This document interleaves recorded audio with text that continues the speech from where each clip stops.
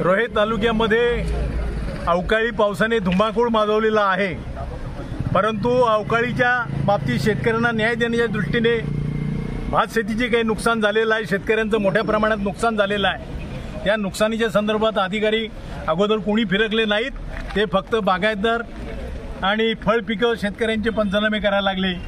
रोहा तालुक्यातील अवकाळी व मोसमी पावसामुळे शेतकऱ्यांची नुकसान भरपाई जलद गतीने द्यावी, शेकापच्या वतीने तहसीलदार प्रांत अधिकारी यांना दिले निवेदन। रोहा तालुक्यामध्ये अवकाळी पावसामुळे भात शेतीचे व फळ पिकांचे नुकसान झाले आहे, तसेच घरांचे गुरांच्या गोठ्यांची पडझड झाली आहे।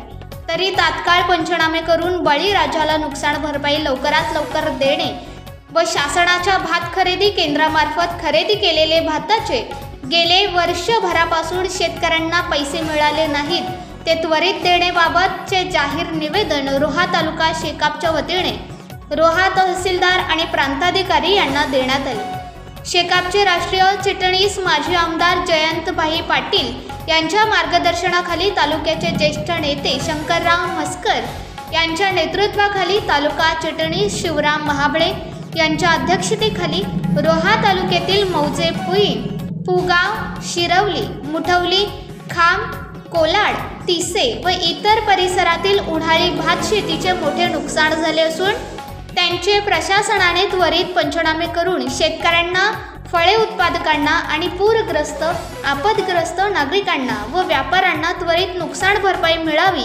यासाठी निवेदनाद्वारे शासनाकडे मागणी करण्यात आली आहे। यावेळी शेकापचे असंख्य पदाधिकारी तसेच नुकसानग्रस्त शेतकरी बहुसंख्येने उपस्थित होते। स्वराज लाईव्हसाठी प्रतिनिधी अजय परदेशी, प्रतिनिधी अमित पवार, रोहा, रायगड। परंतु गेल्या वर्षी देखील अवकाळी पावसामुळे झालेल्या नुकसानीचे आता वर्ष झाला तरी शेतकऱ्यांना त्यामध्ये एकही पैसा आतापर्यंत मिळालेला नाही आहे। आणि म्हणून आता जे काही अवकाळी पावसामुळे शेतीचं नुकसान झालेलं आहे, रब्बी पिकांचं देखील नुकसान झालेलं आहे। आता खरीप पिकाच्या पेरण्या देखील शेतकऱ्यांना वेळेवर करता येणार नाहीत, त्यामुळे खरीप पीक देखील शेतकऱ्यांचं हातातनं जाणार आहे।